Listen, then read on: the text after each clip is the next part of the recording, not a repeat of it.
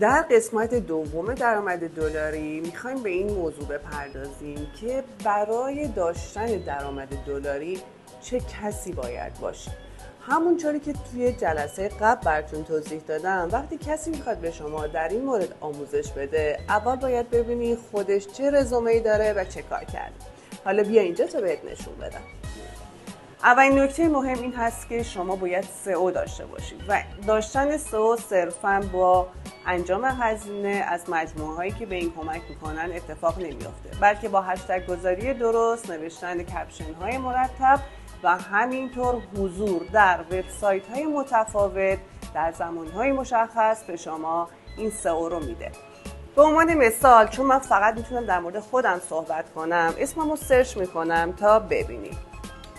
خب با اسم خودم سرچ میکنم تا ببینیم که نتیجه چه اتفاقی میفته. همونطور که میبینین اینستاگرام، لینکدین، CG تریدر، گارلند مگزین که چند تا از کارهای من توی اون هست که در استرالیاست و کلی سایت دیگه. تقریبا 10 صفحه اول یا شاید هم بیشتر مربوط میشه به همین اسم و این تنها دلیلش استفاده از هشتگ های بجا بودن در فضای مجازی و یک موضوع بین المللی هست که میبینید تو تمام این سایت ها داره اتفاق میفته.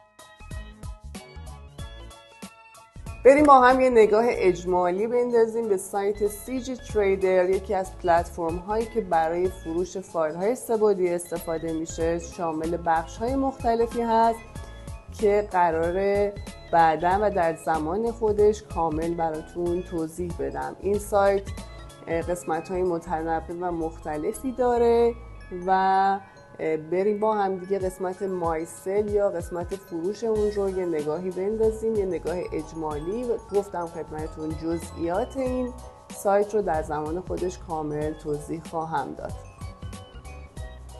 این یه داشبورد هست که یه نمایه از کل فروش رو میده. همونطور که میبینیم در 12 ماه گذشته نزدیک به $3000 درآمد داشته. خب بالا پایینی‌های خاص خودش رو داره. اینکه این فروش ها به کیا اتفاق میفته، میبینید کشورهای خریدار استرالیا، سورینام، امریکا، هند، کلمبیا، باهاماس، کانادا، پرو، کشورهای مختلفی از کانادا، مکزیک، لهستان، فرانسه، از اقصا نقاط دنیا، در واقع حتی کشور مثل ترینداد و توباگو خرید کردن و حالا مبالغ مختلفی که در سمت در واقع راست صفحه میبینید.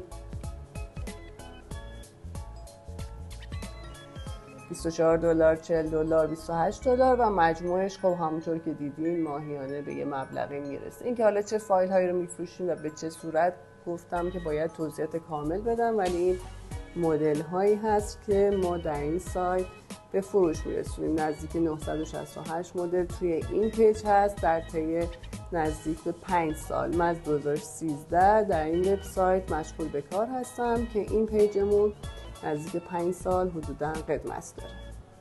اگر خواستین سایت رو به صورت کامل ببینید، کافیه بعد از اسم من گزینه CG رو تایپ کنید و وارد سایت بشید و خودتون ملاحظه بکنید و جزئیات بیشتری در مورد این سایت رو مشاهده کنید.